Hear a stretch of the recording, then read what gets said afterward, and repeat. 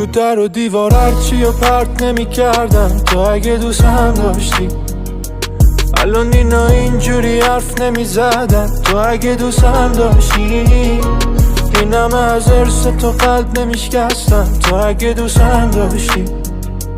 دور خودم هر کیو جمع نمی کردم تو اگه دوستم داشتی. با خودم ببین چیکار کردم، دلم تنگ شده معلومه قیافه‌مم.